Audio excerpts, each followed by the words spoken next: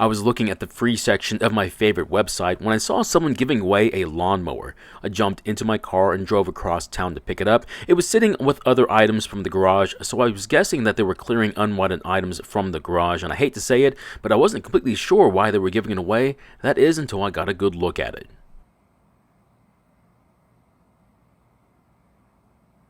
In today's video, we look at this Honda-powered Yardking lawnmower, and the problem is that I just picked it up off the curb, and I'm not sure if it starts and runs. That's the problem with picking stuff up like this. Sometimes they are a complete mystery. Now, I'm going to try and repair this mower, however, it may not be the exact repair you need to make to yours. We'll explore other options later in the video. Now, we're only going to mention what these other options could be. We don't have enough time to look into them, but if you need more information on these options, you're welcome to ask as many questions as you need to. Now, the recoil for this mower was originally the same color as the top cover, but I needed a working recoil for a different project, so I had to put this red one on there. Don't worry, this bit of color isn't helping the way this mower looks because it's just an odd combination, to be honest. I'll talk more about that here in a bit. Now, this mower is showing signs of wear and tear in a few spots, including this brake and the handlebar, which I've never seen before. These tires on the rear wheels are definitely worn, but they're also very wobbly too. Luckily, the mower had some fuel in the tank, but who knows how long it's been there, but it's still worth a shot to try and start it. There's also some oil in the engine as well, and it looks like it was even changed not too long ago, so I'm really surprised the oil looks this good and it was given away. Before trying to start it, I also want to check the air filter to make sure it's not clogged with dirt, only to be surprised yet again. Now, the air filter is brand new. It's never been used. It's almost like the maintenance was done on this mower and then it was stored away in the garage or shed for some unknown reason. I'm finding this whole situation to be really strange. Now, while I have the air filter off, I'm going to move the throttle and choke lever to make sure the choke flap is closing like it's supposed to, and yet again, it turns out to be working just fine. I still have to wonder, why would someone give away a mower they seem to be taking really good care of? The only thing left to do is to try and start it. Now, I've gotten some questions about the fuel shutoff valve. Will the engine start if the valve is off? And the answer is yes, but only if there's already fuel in the carb. To demonstrate this, I'm going to open the valve for a few seconds, let some fuel fill up the bowl, and then close the valve and then try starting it.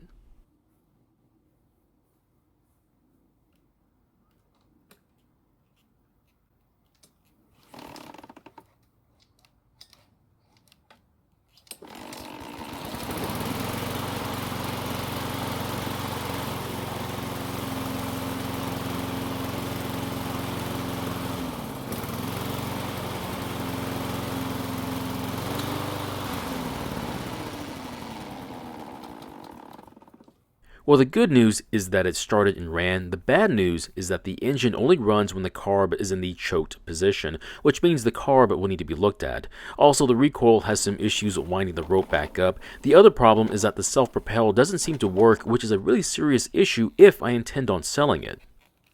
Now, all these items can be fixed. They either need some attention, maybe some parts, and definitely a good cleaning. To start off, I'm going to clean this mower. That way I can see if there are any issues that might be hiding under the dirt and grime covering this mower.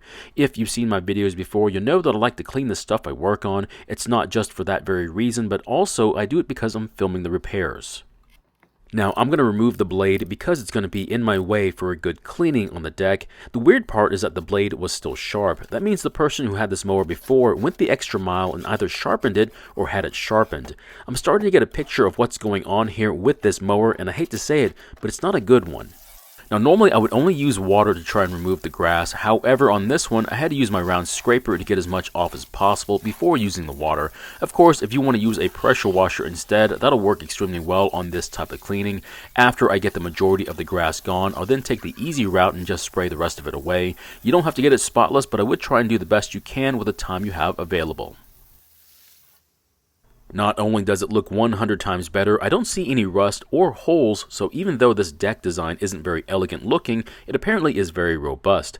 I mentioned it earlier that the blade was still sharp. Well, you can see it here. The bevel still looks great and it's still sharp. It's hard to tell because of the rust on the blade, but it just lets us know just how long this mower has been sitting around, and my guess would be over a year ago. Now, I mentioned a couple of times how unattractive this mower is, so I'm going to explain what I mean by that. Now, there's nothing wrong with the deck design, however, it seems like a lot of the features on here are afterthoughts. To me, it appears this deck wasn't meant to be self-propelled, so when they decided to add the feature, they had to add a riser to the deck, and that allowed the belt to make its way to the pulley in the transmission. Now, it works, it just looks kind of odd.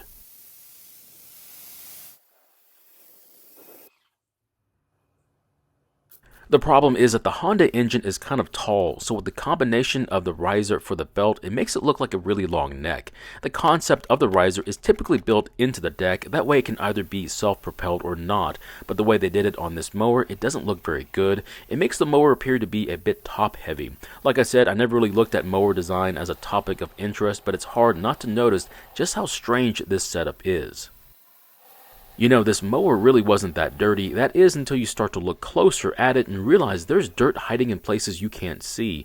I think the reason it looked clean was that the previous owner did a pretty decent job of at least keeping the majority of the dirt and grass from collecting on the visible parts of the mower. However, once you start to clean it, the dirt just keeps coming. I hate to say it, but for a somewhat clean mower, I've had to put more time into it than other mowers that were covered in dirt and grass. It just goes to show you that just because it looks fairly clean, it could mean it's merely hiding the dirt.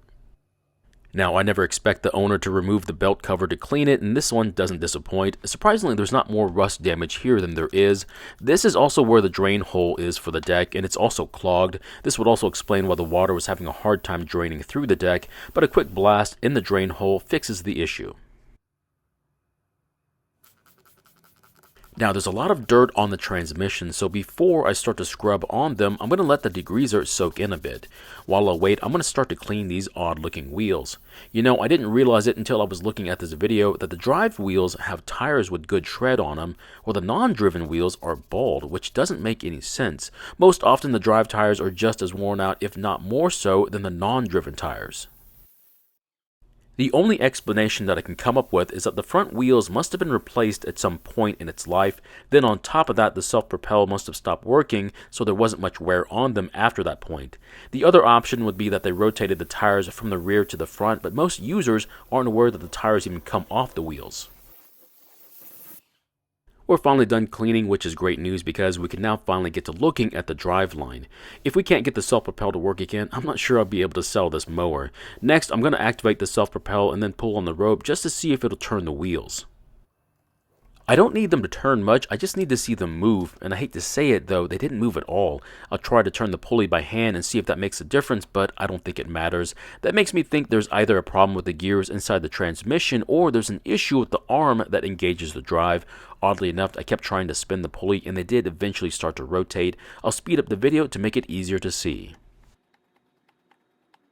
Now that I know the transmission does work, I have to wonder if there's a way I can get to work the way it's supposed to. Just to make sure, I'm going to remove one of the drive wheels and check and make sure that there's nothing wrong with the wheels themselves or the drive gear, but after getting one of them off, I don't see anything wrong with either part, so it must be something to do with the transmission. I think I have enough information that I can guess what may have happened with this mower. I think this mower may have been maintained by someone, and that someone may not be with us anymore. But one of the last things they did during the winter was to service this mower for yet another season. I didn't mention the other items that were on the curb with the mower, but by what was there, I think it may belong to the same individual who worked on this mower. Unfortunately, this is where we have to leave this repair because of time, but in the next video, we're going to dive into the transmission and why it's more than likely not working and see if we can get it working again. Another option as to why they gave this mower away could have been a need or a want to get a more updated mower. I'm not sure how old this mower is, but there's a good chance it's well over 10 years old, which might be a pretty good reason to pick up a new one. So in the end, the engine does run, and with a bit of carb cleaning, it should run very well. The engine also seems to be taken care of, so I'm pretty sure it's going to keep working for several more years. Unfortunately, with the self-propel not working, it's going to be hard to sell it, so I have to decide if I intend on fixing it or keeping it for parts. So my question is, should I bother trying to fix the self-propel so I can sell it at a decent price, or cut my losses by cleaning the carb to get the engine working again and selling it as is?